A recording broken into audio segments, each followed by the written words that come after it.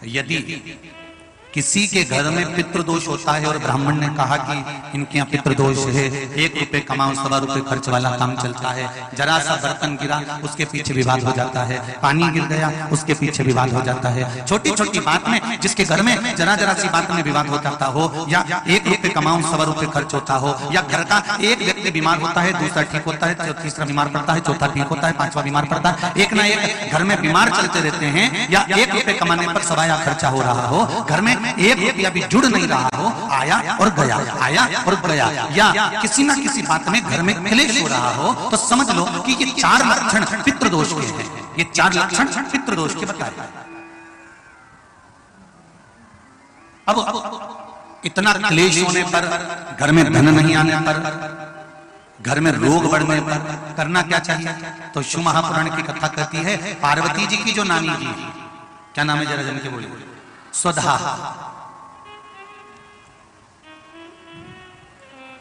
जो पितृलोक में रही और पितरों के साथ में रहने के बाद एक बार इनके मन में यह भाव प्रकट हो गया था कि मैं पितृलोक में तो रह रही हूं, आपके साथ में रह रही हूं, पर मेरा मन शंकर भगवान की आराधना में लगा रहता है। तो स्वधा भगवान शिव की आराधना करने जब जाती थी तो पितृ उनकी आराधना के लिए संपूर्ण सामग्रियां सिद्ध कर देते थे, और संपूर्ण सामग्रियां सिद्ध कर स्वधा को दे देते, और स्वधा जाकर पितृलोक से जाकर भगवान शिव की आराधना करते।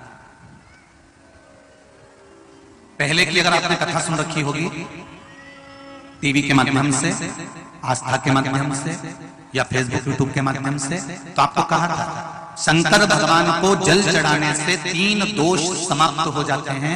पहला पितृदोष, दूसरा कालसर्प दोष, और तीसरा वास्तु दोष।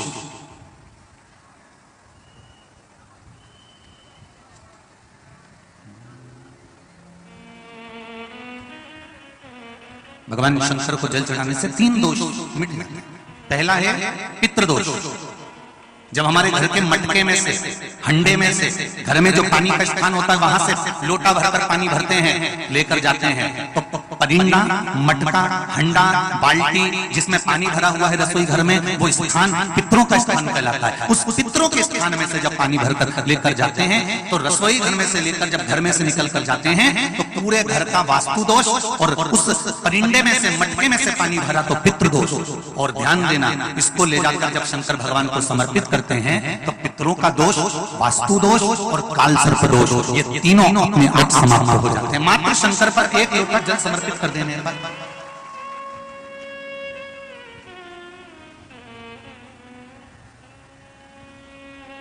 केवल 1 लोटा जल चढ़ाना।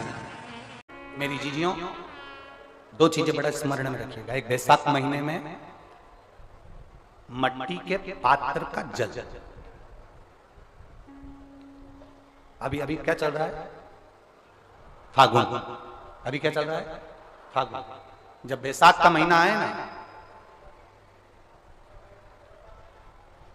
जितने यहां बैठे और जितने आस्था चैनल पर सुन रहे और जितने फेसबुक यूट्यूब पर कथा श्रवण करना, जितने मोबाइलों पर देख रहे हैं, प्रयास करना, बैसाख के महीने में मिट्टी के पात्र में जो रात्रि भर जल रखा हो, मिट्टी के पात्र में, अगर आपके पास में घड़ा हो, हंडा हो, नी हो, तो दिया हो, दीपक हो, कुल्लड़ हो, कोई भी तुम्हारे पास में जो मिट्टी का पात्र, उसमें जल भरना। वो जल बैसाख के महीने की किसी भी सोमवार के दिन, किसी भी सोमवार के दिन, बैसाख महीने या किसी प्रदोष के दिन, या बैसाख महीने के शिवरात्रि के दिन, वो मिट्टी के पात्र का जल अपने घर के प्रत्येक व्यक्ति का स्पर्श कराकर उस मिट्टी के पात्र के जल को तांबे के पात्र में डाल लीजिए और घर के प्रत्येक व्यक्ति का स्पर्श करा लीजिए और शंकर भगवान पर कुंदकेश्वर महादेव के नाम से समर्पित करिए।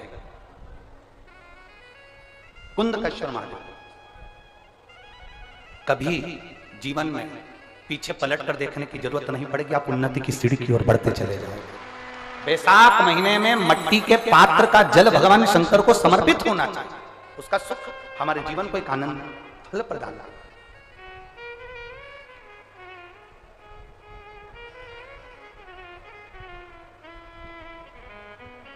जैसे कहते हैं ना,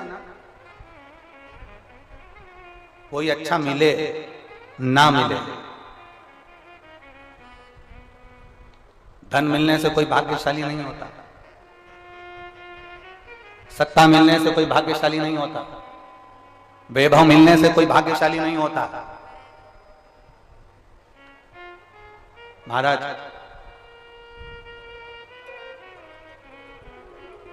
धन मिलने से कोई भाग्यशाली नहीं होता, वैभव मिलने से कोई भाग्यशाली नहीं होता, सत्ता मिलने से कोई भाग्यशाली नहीं होता, बड़ा मकान मिल जाने से कोई भाग्यशाली नहीं होता। शिव महापुराण की कथा कहती है अगर दो सही मिल जाएं तो तुम्हारा जीवन सफल हो जाए।